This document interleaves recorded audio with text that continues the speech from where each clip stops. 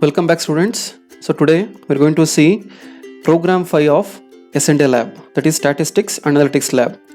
So ಈ program ಅಲ್ಲಿ you're going to see the data analysis and frequency distribution table. So program 5 is in Microsoft Excel. In a Microsoft Excel spreadsheet, draw the frequency distribution table for the given data. The data set should contain minimum 50 data. So data ಬಂದು 50 data ಆಗಿರಬೇಕು. So data can be anything. ಇವಾಗ ನಾನು ತಗೊಂಡಿರೋದು ಒಂದು simple example ಅಂದರೆ ಒಂದು ಸಬ್ಜೆಕ್ಟಲ್ಲಿ 50 students marks ತಗೊಂಡಿದ್ದೀನಿ.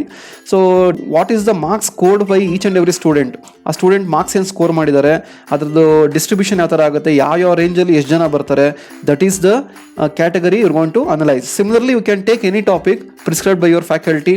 ಯಾವ್ದಾರ ಟಾಪಿಕ್ ಬೇಕಾದ್ರೆ ತೊಗೊಬೋದು, generalise topic, but the data should minimum 50 ಆಗಿರಬೇಕು. You can take up to 100 data and you can generate the histogram chart.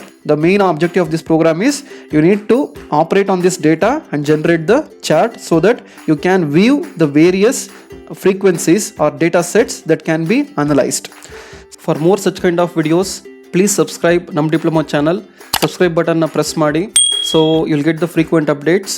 ಇನ್ನು ನಿಮಗೆ if you want each and every program videos in detail, download the ನಮ್ diploma app, ಪ್ಲೇಸ್ಟೋರಲ್ಲಿ available ಇದೆ, download ಮಾಡಿ. You will get the particular subject wise description for each and every experiment. Individual experiment explanation ಸಿಗುತ್ತೆ ನಿಮಗೆ with record contents, with MCQs and with multiple videos, so that you can easily analyse the lab. ನಿಮ್ಗೆ ಯಾವುದೂ ಕಷ್ಟ ಆಗಲ್ಲ, ಸೊ ಈಸಿಯಾಗಿ ಅರ್ಥ ಮಾಡ್ಕೊಳೋದಕ್ಕೆ ಹೆಲ್ಪ್ ಆಗುತ್ತೆ. So download the app and use the features. So for example ತಗೊಂಡ್ರೆ ಇಲ್ಲಿ ನಿಮಗೆ this is the data and the tables you need to create in the program. So ಇಲ್ಲಿ 50 ಡೇಟಾ ತೊಗೊಂಡಿದ್ದೀನಿ. So this is the students data of 50 students here. So ಇದು ಬಂದು 50 students data. Okay, so student name ಬಂದು student 1 student ಅಂತ ಕೊಟ್ಟಿದ್ದೀನಿ. ಅದೇ ಥರ 50 ಸ್ಟೂಡೆಂಟ್ದು ಮಾರ್ಕ್ಸ್ ಇದು, this is the marks. Okay, so ಇಲ್ಲಿ ಕ್ಲಾಸ್ ಇಂಟರ್ವಲ್ ಬಿಲ್ಡ್ ಮಾಡಬೇಕು. ಇಲ್ಲಿ ಕ್ಲಾಸ್ ಇಂಟರ್ವಲ್ ಅಂತಂದರೆ ರೇಂಜ್, ಯಾವ ರೇಂಜಿಂದ ಯಾವ ರೇಂಜಿಗೆ. ಫಾರ್ ಎಕ್ಸಾಂಪಲ್ 1 to 100 ಬರುತ್ತೆ, ಮಿನಿಮಮ್ 1, ಮ್ಯಾಕ್ಸಿಮಮ್ 100 ಬರುತ್ತೆ. Or you can take the 0 also here, 0 ಬರುತ್ತೆ ನಮಗೆ ಇಲ್ಲಿ, ಬಟ್ 0 ಕೌಂಟ್ ಆಗಲ್ಲ. So take 1. Okay, so 1 to 10 ಅಂತ ಬಂದರೆ ಇದು minimum range, maximum range. So upper limit ಅಂತಂದರೆ ಈ 10ನಲ್ಲಿ ಅಪ್ಪರ್ ಲಿಮಿಟ್ ಬಂದು 10 ಆಗುತ್ತೆ ನಮಗೆ ಇಲ್ಲಿ. ಓಕೆ, ಸಿಮಿಲರ್ಲಿ 11 to 20 ಎಷ್ಟು ಜನ ಇದ್ದಾರೆ. ಓಕೆ, ಸಿಮಿಲರ್ಲಿ 21 to 30 ಎಷ್ಟು ಜನ ಇದ್ದಾರೆ. ಓಕೆ, ಇದಕ್ಕೆ ಅಪ್ಪರ್ ಲಿಮಿಟ್ ಬಂದು 30 ಆಗುತ್ತೆ. ಸೊ ಹಿಂಗೆ ಹೋಗುತ್ತೆ. ಲಾಸ್ಟಲ್ಲಿ ಬಂದು ನಮಗೆ 91 upper limit, 100 is the utmost limit. Okay, so 100 is the upper limit ಆಗುತ್ತೆ.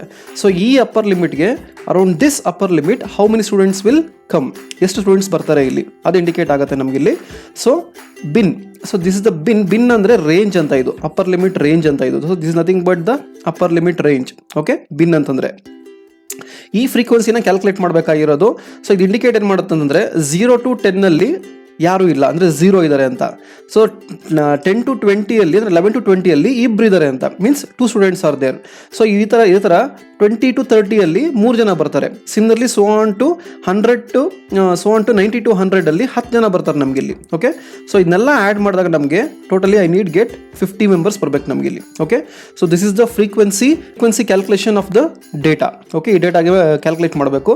Now we are going to build this data. ಈ ಡೇಟಾ ಬಿಲ್ಡ್ ಮಾಡಿ, ಓಕೆ, ಟೇಬಲ್ ಕ್ರಿಯೇಟ್ ಮಾಡಿ, and then will calculate the frequency and ಒಂದು histogram ಚಾರ್ಟ್ನ plot ಮಾಡೋಣ. Okay, so let's get in.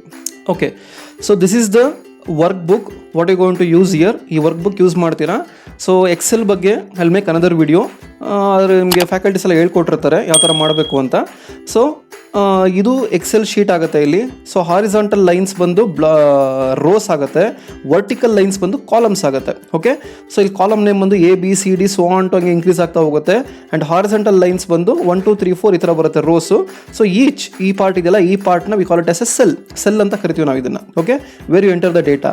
Each cell is identified by particular row number and the column number. For example ನೋಡಿ, ಇಲ್ಲಿ click ಮಾಡ್ತೀನಿ, ನೋಡಿ 2 highlight ಆಗಿದೆ. This is the 8th row and C column. ನೋಡಿ ಇಲ್ಲಿ C8 ಅಂತ ಬರುತ್ತೆ, C ಕಾಲಮ್ 8th ರೋ ಅಂತ ಬರುತ್ತೆ. Similarly you can enter the data.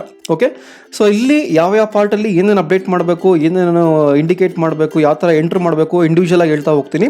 Now I need to create the data create ಮಾಡಬೇಕು ನಾನು ಇಲ್ಲಿ. ಏನು ಡೇಟಾ ಅಂತಂದರೆ ಫಸ್ಟು ಸೀರಿಯಲ್ ನಂಬರ್ ಹಾಕೊಬೇಕು ಇಲ್ಲಿ. Okay, I will put the serial number, ಆಮೇಲೆ name of the student type ಮಾಡಬೇಕು, name of the student. Okay, so ನೋಡಿ ಇಲ್ಲಿ ಇದು ರೋ ಅಲ್ಲಿ ಸೀರಿಯಲ್ ನಂಬರ್ ಬಂದು ಚಿಕ್ಕದಾಗಿದೆ, ಅದಕ್ಕೆ ಆ ರೋ ಒಳಗಡೆ ಕಾಣಿಸ್ತಾ ಇದೆ ಡೇಟಾ, ಬಟ್ ಇಲ್ಲಿ ಎಕ್ಸ್ಟೆಂಡ್ ಆಗಿದೆ. ಸೊ ಈ ಥರ ಮಾಡಿದಾಗ ಏನು ಮಾಡಬೇಕು, ಜಸ್ಟ್ ಇದನ್ನು ಡಬಲ್ ಕ್ಲಿಕ್ ಮಾಡಿ. Okay, so automatically particular data ಲೆಂತ್ಗೆ ಅಲೈನ್ ಆಗುತ್ತೆ ನಿಮ್ಗೆ ಇಲ್ಲಿ. ಓಕೆ, ಸೊ ಅದಾದಮೇಲೆ marks scored in science. Okay, so ಇಲ್ಲಿ ನಾನು ಒಂದು ಸಬ್ಜೆಕ್ಟ್ ಡೇಟಾ ತೊಗೊತಾ ಇದ್ದೀನಿ. ನಾನು ಡೇಟಾ ಏನು ತೊಗೊತಾ ಇದ್ದೀನಿ ಅಂದರೆ ಸೈನ್ಸ್ ಸಬ್ಜೆಕ್ಟಲ್ಲಿ ಯಾರು ಸ್ಕೋರ್ ಮಾಡಿದ್ದಾರೆ. ಓಕೆ, 50 ಸ್ಟೂಡೆಂಟು ಡೇಟಾ ತೊಗೊತಾ ಇದ್ದೀನಿ ಅಲ್ಲಿ. ಸೊ ಇದನ್ನು you can create the survey and send it to the particular students or friends or in family. ಆ ಡೇಟಾ ತೊಗೊಂಡು ಅದ್ರ ಮೇಲೆ ಆಪ್ರೇಟ್ ಮಾಡ್ಬೋದು, ಇಲ್ಲ ಒಂದು ಫ್ರೀ ಡೇಟಾ ಕ್ರಿಯೇಟ್ ಮಾಡಬೇಕು. ಓಕೆ, ಸೊ ಈ ಟೇಬಲ್ ಕ್ರಿಯೇಟ್ ಮಾಡೋದಕ್ಕೆ ಬೈ ಹ್ಯಾಂಡ್ ನೀವು ಡೇಟಾ ಎಂಟ್ರ್ ಮಾಡ್ಬೋದು, ಇಲ್ಲ ಅಂದರೆ ಬೈ ಸರ್ವೇಸ್ ಗೂಗಲ್ ಫಾರ್ಮ್ಸ್ ಏನು ಸರ್ವೆ ಮಾಡಿದ್ದೀರಾ ಅದನ್ನು ಡೌನ್ಲೋಡ್ ಮಾಡಿಕೊಂಡು ಅದ್ರ ಮೇಲೆ ಆಪ್ರೇಟ್ ಮಾಡ್ಬೋದು. ಓಕೆ, ಸೊ ರೈಟ್ ನಾವು ಎಕ್ಸಾಮ್ಗೆ ಕ್ರಿಯೇಟ್ ಮಾಡೋದು better option. So learn to create the table randomly, ಒಂದು ರ್ಯಾಂಡಮ್ ಡೇಟಾಗೆ ನೀವೇ ಕ್ರಿಯೇಟ್ ಮಾಡ್ಕೊಬೋದು ಅದನ್ನು. Okay, so marks scored in science subject ಸಿಮ್ದೆ ನೋಡಿ, ಇದು ಎಕ್ಸ್ಟೆಂಡ್ ಆಗಿದೆ, ಇದನ್ನು ಡಬಲ್ ಕ್ಲಿಕ್ ಮಾಡಿ. ಸೊ ಅದೇ ಥರ ಇವಾಗ ಇದಕ್ಕೆ ಒಂದು ಟೇಬಲ್ ಹಾಕಬೇಕು. For example serial number entry ಮಾಡ್ತೀನಿ, 50 ಡೇಟಾ ಎಂಟ್ರ್ ಮಾಡ್ಬೇಕು ನಾನು ಇಲ್ಲಿ 1 2 ಅಂತ. ನೋಡಿ ಇದನ್ನು 50 ಡೇಟಾನು ಟೈಪ್ ಮಾಡೋದು ಬೇಕಾಗಿಲ್ಲ ನನಗೆ ಇಲ್ಲಿ. ಆ ಟೈಪ್ ಮಾಡೋ ಬದಲು ಎಕ್ಸೆಲಲ್ಲಿ you are having a option such that you can drag the values and automatically it will increment. Automatic ಅದೇ ಇಂಕ್ರಿಮೆಂಟ್ ಆಗ್ತಾ ಹೋಗುತ್ತೆ. ಓಕೆ, ಯಾವ ಥರ ಅಂತಂದರೆ ನೋಡಿ ಇಲ್ಲಿ 1 2 ಸ್ಕೋರ್ ಮಾಡಿದ್ದೀನಿ, 1 2 ಟೈಪ್ ಮಾಡಿದ್ದೀನಿ. ಈ 1 2 ಸೆಲೆಕ್ಟ್ ಮಾಡಿಬಿಟ್ಟು ಬಾಟಮಲ್ಲಿ 2 ಬಾಟಮಲ್ಲಿ ಕ್ಲಿಕ್ ಮಾಡಿದ್ರೆ ಈ ಥರ ಪ್ಲಸ್ ಸಿಂಬಲ್ ಬರುತ್ತೆ. This symbol indicates operations. Okay, operation indicate ಮಾಡುತ್ತೆ. ಜಸ್ಟ್ ಅದನ್ನು ಡ್ರ್ಯಾಗ್ ಮಾಡ್ಕೊಂಡು ಹೋಗಿ ನೋಡಿ, ಆಟೋಮೆಟಿಕ್ ಇನ್ಕ್ರೀಸ್ ಆಗ್ತಾ ಹೋಗಿ. ನಿಮ್ಗೆ ಕಾಣಿಸ್ತಾ ಇದೆ ನೋಡಿ 13 14 15 ಈ ಥರ ಇನ್ಕ್ರೀಸ್ ಮಾಡ್ತಾ ಹೋಗಿ. ನಿಮ್ಗೆ ಎಲ್ಲಿವರೆಗೂ ಬೇಕೋ ಅಲ್ಲಿವರೆಗೂ ಇನ್ಕ್ರೀಸ್ ಮಾಡ್ಕೊಳ್ಳಿ. ಸೊ ನನಗೆ ಬೇಕಾಗಿರೋದು 50ವರೆಗೂ. ಸೊ 50ವರೆಗೂ ಇನ್ಕ್ರೀಸ್ ಮಾಡ್ತೀನಿ ನಾನು ಇಲ್ಲಿ. ನೋಡಿ 50 ಡೇಟಾ ಬಂದ್ಬಿಡುತ್ತೆ ನನಗೆ ಇಲ್ಲಿ. This is the option the Excel provides. ಅದೇ ಥರ ನೇಮ್ ಆಫ್ ದ ಸ್ಟೂಡೆಂಟ್ ಅಂತಾಗೆ ಎಲ್ಲ ಸ್ಟೂಡೆಂಟ್ ನೇಮ್ ಟೈಪ್ ಮಾಡೋಕ್ಕಾಗಲ್ಲ, ಅದಕ್ಕೆ ಜನರಲ್ ಆಗಿ ಏನು ಮಾಡ್ತೀನಿ ನಾನು ಇಲ್ಲಿ STUD ಅಂಡರ್ಸ್ಕೋರ್. ಸೊ STUDENT_1 ಅಂತ ಕೊಡ್ತೀನಿ. ಈ ಥರ ಕೊಟ್ಟಾಗ ಇದನ್ನು ಜಸ್ಟ್ ಅದೇ ಥರ ಡ್ರ್ಯಾಗ್ ಮಾಡ್ಕೊಂಡು ಹೋಗ್ಬೋದು. ಇಂಡಿಕೇಟ್ ಆಗ್ತಾ ಇದೆ ನಿಮಗೆ ಇಲ್ಲಿ ರೈಟ್ ಕ್ಲಿಕ್ಕಲ್ಲಿ ಸ್ಟೂಡೆಂಟ್ 2 ಅಂತ ಇಂಡಿಕೇಟ್ ಆಗ್ತಾ ಇದೆ. ಅದೇ ಥರ ಡ್ರ್ಯಾಗ್ ಮಾಡ್ಕೊಂಡು ಹೋದ್ರೆ 50 ಡೇಟಾ ನಿಮಗೆ ಬಂದ್ಬಿಡುತ್ತೆ ನಿಮಗೆ. ಸೊ ಎಲ್ಲ ಸೆಲ್ನ ಟೈಪ್ ಮಾಡೋದು ಬೇಕಾಗಲ್ಲ. ಓಕೆ, ಸಿಮ್ನಲ್ಲಿ ಇವಾಗ ಮಾರ್ಕ್ಸ್ ಕೋಡ್ ನೀವು ರ್ಯಾಂಡಮಾಗಿ ಏನೋ ಕೊಡ್ಬೋದು. ನಾನು ಜಸ್ಟ್ ಇವಾಗ ಕಾಪಿ ಪೇಸ್ಟ್ ಮಾಡ್ತೀನಿ ಡೇಟಾನ. ಸೊ ಡೇಟಾ ಏನಿದೆ ಕಾಪಿ ಪೇಸ್ಟ್ ಮಾಡ್ತೀನಿ ನಾನು ಇಲ್ಲಿ. ಓಕೆ, Ctrl+C Ctrl+V ಯೂಸ್ ಮಾಡ್ತೀನಿ. ಓಕೆ, ಸೊ ನಾನಿವಾಗ ಇದನ್ನು ಅಲೈನ್ಮೆಂಟ್ ಮಾಡಬೇಕು. ನೋಡೋಕೆ ಚೆನ್ನಾಗಿ ಕಾಣಿಸ್ತಾಯಿಲ್ಲ, ಅಲೈನ್ಮೆಂಟ್ ಮಾಡಬೇಕು. ಅಲೈನ್ಮೆಂಟ್ ಮಾಡೋಕ್ಕೆ ನಾನು ಏನು ಮಾಡ್ತೀನಿ, ಎಲ್ಲ ಟೇಬಲ್ ಸೆಲೆಕ್ಟ್ ಮಾಡ್ಕೊತೀನಿ. ಸೆಲೆಕ್ಟ್ ಮಾಡಿಬಿಟ್ಟು 50 ಟೇಬಲ್ ಸೆಲೆಕ್ಟ್ ಮಾಡಿ ಇವಾಗ ಇದಕ್ಕೆ ಟೇಬಲ್ ಲೈನ್ಸ್ ಹಾಕಬೇಕು ಅಂತಂದರೆ ಸೊ ಇಲ್ಲಿ ಆಪ್ಷನ್ ಇದೆ ನೋಡಿ, ಇಲ್ಲಿ ಕಾಣಿಸ್ತಾ ಇದೆ ಅಲ್ಲಿ ಕ್ಯಾಲಿಬ್ರಿ. ಇದು ಬಂದು ಪರ್ಟಿಕ್ಯುಲರ್ ಡೇಟಾ ಸೆಲ್ಗೆ ಅಲೈನ್ ಮಾಡೋ ಆಪ್ಷನ್ಸ್, ಇದು ರಿಬನ್ ಇದು. ಸೊ ಇಲ್ಲಿ ಈ ಟೇಬಲ್ ಅಂತ ಆಪ್ಷನ್ ಕಾಣಿಸ್ತಾ ಇದೆಯಾ, ಸೊ ಇಲ್ಲಿ ಕ್ಲಿಕ್ ಮಾಡಿಬಿಟ್ಟು ಆಲ್ ಬಾರ್ಡರ್ಸ್ ಅಂತ ಕೊಡಿ. ಸೊ ಆಟೋಮೆಟಿಕಲಿ ಅಸೈನ್ ಆಗಿಬಿಡುತ್ತೆ ಎಲ್ಲ ಬಾರ್ಡರ್ಸ್ಗೆ. ಇವಾಗ ನೋಡೋಕೆ ಒಂಥರ ಚೆನ್ನಾಗಿಲ್ಲ, ಒಂದು ಆ ಕಡೆ ಒಂದು ಈ ಕಡೆ ಇದೆ. ಸೊ ಅದಕ್ಕೆ ಏನು ಮಾಡಬೇಕು, ಇದನ್ನು ಸೆಲೆಕ್ಟ್ ಮಾಡಿದ್ದೀರಾ. ಸೊ ಇಲ್ಲಿ ಈ ಕಾಲಮ್ ಬಂದು ಅಲೈನ್ಮೆಂಟ್ ಇದು. ಸೊ ಮಿಡ್ಲ್ ಕ್ಲಿಕ್ ಮಾಡಿಬಿಟ್ಟು ಸೆಲ್ ಮಿಡ್ಲ್ಗೆ ಅಲೈನ್ ಆಗುತ್ತೆ. ಸೆಂಟ್ರ್ ಕ್ಲಿಕ್ ಮಾಡಿ ನೋಡಿ, ಆಟೋಮೆಟಿಕ್ ಸೆಂಟ್ರಿಗೆ ಅಡ್ಜಸ್ಟ್ ಆಯ್ತು ನಮಗೆ ಇಲ್ಲಿ. ಓಕೆ, ಸೊ ನನಗೆ ಇವಾಗ ಇದನ್ನು ಬೇಕಾದರೆ ಇದನ್ನು ಸೆಲೆಕ್ಟ್ ಮಾಡಿಬಿಟ್ಟು ಇದನ್ನು ಬೋಲ್ಡ್ ಮಾಡ್ಕೊತೀನಿ. And you can increase the table size. Bold ಮಾಡ್ಕೊತೀನಿ. ಇದನ್ನು increase the stable size. Okay, stable ಸೈಜ್ನ ಇನ್ಕ್ರೀಸ್ ಮಾಡ್ಬೋದು. ಯಾವ ಥರ ಅಂತಂದರೆ ಈ 11 ಇರೋದನ್ನ ಇಲ್ಲಿ ನೋಡಿ ಕ್ಯಾಪಿಟಲ್ ಎ ಇದೆ, ಬಿಗ್ ಎ ಸ್ಮಾಲ್ ಎ ಇದೆ. ಸ್ಮಾಲ್ ಎ ಅಂದರೆ ಇಂಕ್ರೀಸು ನೋಡಿ, ಇಂಕ್ರೀಸ್ ಆಗ್ತಾ ಇದೆ ನಿಮ್ಗೆ ಇಲ್ಲಿ. ಅದೇ ಕ್ಯಾಪಿಟಲ್ ಸ್ಮಾಲ್ ಎ ಅಂತಂದರೆ ಡಿಕ್ರೀಸ್ ಆಗ್ತಾ ಇದೆ ಸೈಜು ನೋಡಿ. ಮತ್ತೆ ಇಲ್ಲಿ ಈ ಥರ ಆಯಿತು.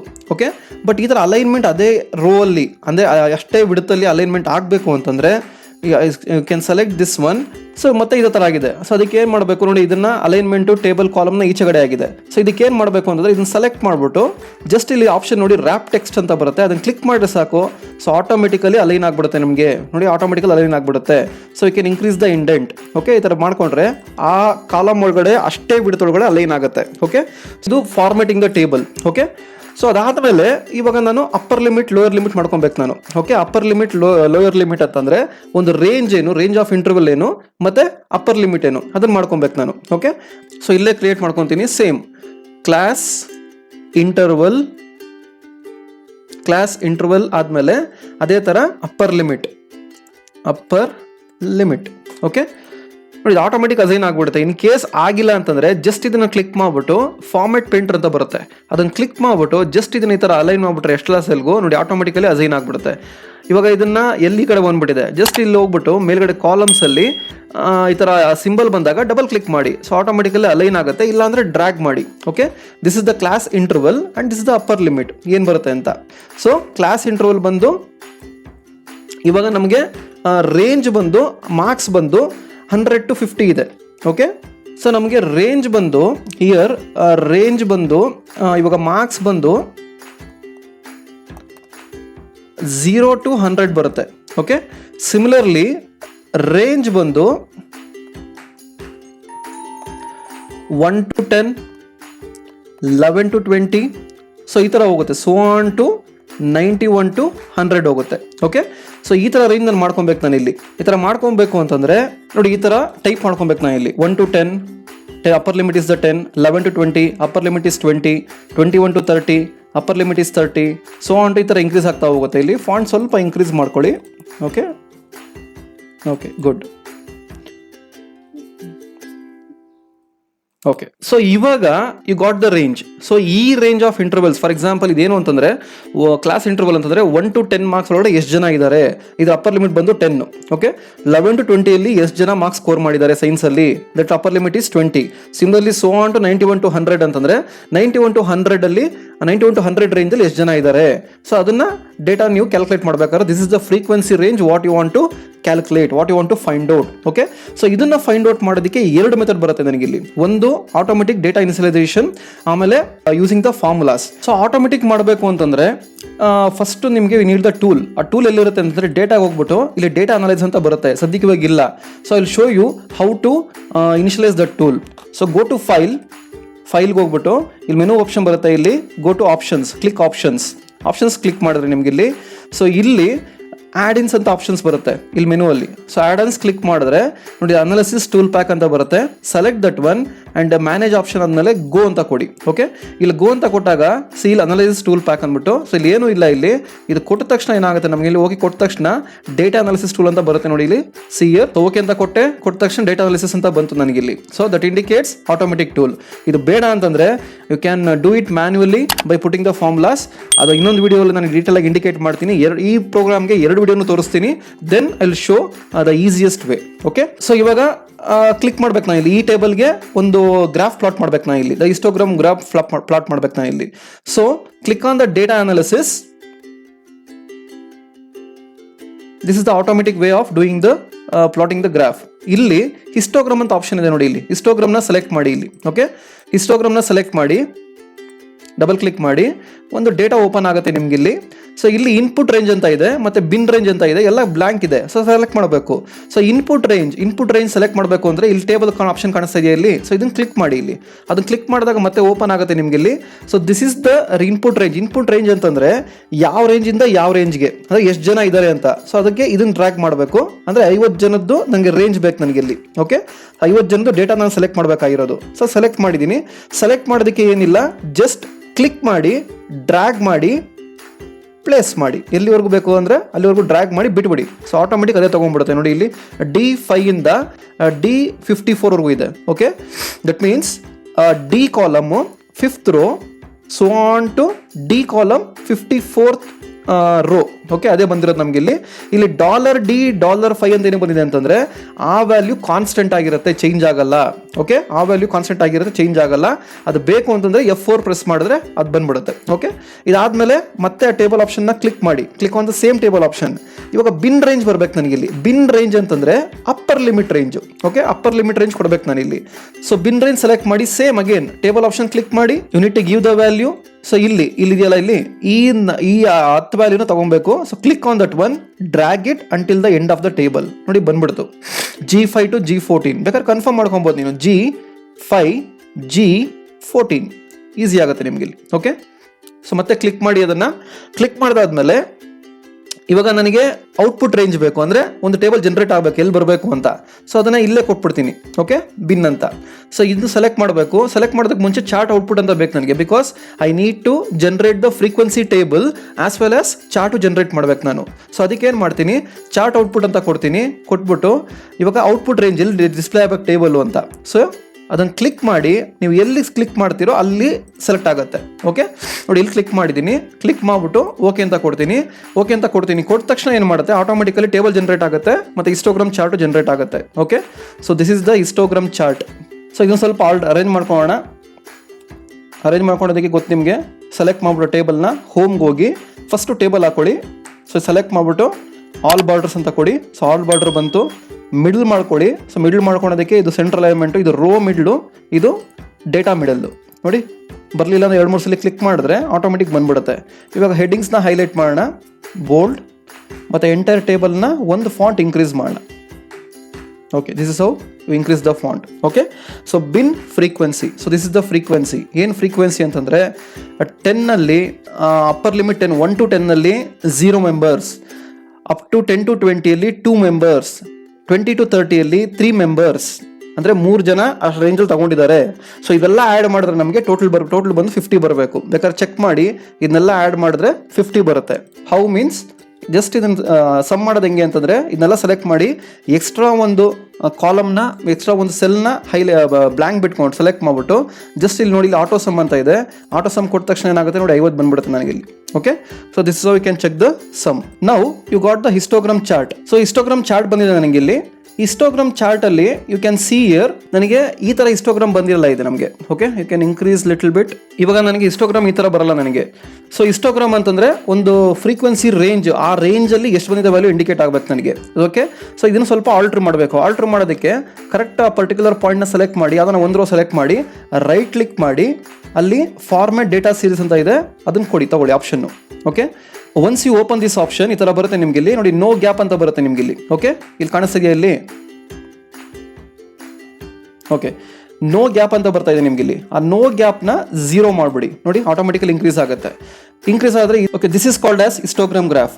ಇವಾಗ ಈ ಹಿಸ್ಟೋಗ್ರಾಮ್ ಗ್ರಾಫು ಎಲ್ಲ ಕಾಮನ್ ಆಗಿದೆ. ನನಗೆ ಡಿಫ್ರೆನ್ಸ್ ಗೊತ್ತಾಗ್ತಾ ಇಲ್ಲ ನನಗೆ ಇಲ್ಲಿ. ಅದಕ್ಕೆ ಏನು ಮಾಡಬೇಕಲ್ಲಿ, if you want different colours, so fill ಅಂತ ಆಪ್ಷನ್ ಇರುತ್ತೆ ನೆಕ್ಸ್ಟು ಸೀರೀಸ್ ಆಪ್ಷನ್ಸ್ ಕೆಳಗಡೆ. ಸೊ ಅದನ್ನು ಫಿಲ್ ಕ್ಲಿಕ್ ಮಾಡಿ, go on to same option, ಇಲ್ಲಿ ವೇರಿ ಬೈ ಪಾಯಿಂಟ್ ಅಂತ ಇದೆ, ಅದನ್ನು ಕ್ಲಿಕ್ ಮಾಡಿ. ನೋಡಿ automatically it will come in different ಕಲರ್ಸಲ್ಲಿ ಬರುತ್ತೆ ನಮಗೆ ಇಲ್ಲಿ. ಓಕೆ, ಸೊ ಅದಾದಮೇಲೆ ಓಕೆ ಅಂತ ಕೊಡಿ. You can modify it. ನೋಡಿ, ಇದು heading of the table histogram ಅಂತ, ಯು ಕ್ಯಾನ್ ಚೇಂಜ್ ಇಟ್. ಇದು ವರ್ಟಿಕಲ್ ಆಕ್ಸಿಸ್ಸು, ಇದೆ ವೈ ಆಕ್ಸಿಸ್, ಇದು ಎಕ್ಸ್ ಆಕ್ಸಿಸ್ಸು. ಸೊ ಈ ಬಿನ್ ವ್ಯಾಲ್ಯೂಸ್ಗೆ, ಅಪ್ಪರ್ ಲಿಮಿಟ್ಸ್ಗೆ this is the frequency range ಯಾವ ಥರ ಬಂದಿದೆ ಅಂತ. You can indicate the data above this column. So ಅದು ಕ್ಲಿಕ್ ಮಾಡಿಬಿಟ್ಟು ಅದನ್ನು ಸೆಲೆಕ್ಟ್ ಮಾಡಿ. ಸೊ ಇಲ್ಲಿ out of the chart click ಮಾಡಿದ್ರೆ ನಿಮ್ಗೆ ಆಪ್ಷನ್ಸ್ ಹೈಲೈಟ್ ಆಗಲ್ಲ. ಇನ್ಸೈಡ್ ದ ಚಾರ್ಟ್ ಕ್ಲಿಕ್ ಮಾಡಿದಾಗ ಈ ಆಪ್ಷನ್ಸ್ ಹೈಲೈಟ್ ಆಗುತ್ತೆ ನಿಮ್ಗೆ ಇಲ್ಲಿ. ನೋಡಿ, ಡಿಸೈನ್ ಲೇಔಟ್ ಅಂತ ಇದೆ. You can select the layout here. ಈ ಲೇಔಟ್ ಸೆಲೆಕ್ಟ್ ಮಾಡಿದ್ರೆ ನೋಡಿ, ಇಲ್ಲಿ ನಿಮಗೆ ಫಾರ್ ಎಕ್ಸಾಂಪಲ್ ಡೇಟಾ ಲೇಬಲ್ಸ್ ಅಂತ ಇದೆ, ಅದನ್ನು ಕ್ಲಿಕ್ ಮಾಡಿಬಿಟ್ಟು ಔಟ್ಸೈಡ್ ಎಂಡ್ ಅಂತ ಆಪ್ಷನ್ ಕೊಟ್ಟರೆ ನೋಡಿ, ಎಲ್ಲ ಆ ಪರ್ಟಿಕ್ಯುಲರ್ ಬಾರ್ ಚಾರ್ಟ್ ಆದ್ಮೇಲೆ ಟಾಪಲ್ಲಿ ಇಂಡಿಕೇಟ್ ಆಗ್ತಾ ಇದೆ, ಈಚ್ ವ್ಯಾಲ್ಯೂ ಎಷ್ಟು ಅಂತ ಇಂಡಿಕೇಟ್ ಆಗ್ತಾ ಇದೆ. ಓಕೆ, ಸಿಮಿಲರ್ಲಿ ಸೊ ಇವಾಗ ಹಿಸ್ಟೋಗ್ರಾಮ್ ಚಾರ್ಟ್ ಮಾಡಿರೋದು ಫ್ರೀಕ್ವೆನ್ಸಿ ಕ್ಯಾಲ್ಕುಲೇಟ್ ಮಾಡೋದು. ಫ್ರೀಕ್ವೆನ್ಸಿ ಫಾರ್, ಸೊ ಚೇಂಜ್ ಮಾಡಬೇಕು ಅಂದರೆ ಡಬಲ್ ಕ್ಲಿಕ್ ಮಾಡಿಬಿಟ್ಟು ಡಿಲೀಟ್ ಮಾಡಿ, FREQUENCY frequency table for marks, for science marks ಅಂತ ಹಾಕ್ಬೋದು, for students science marks. Okay,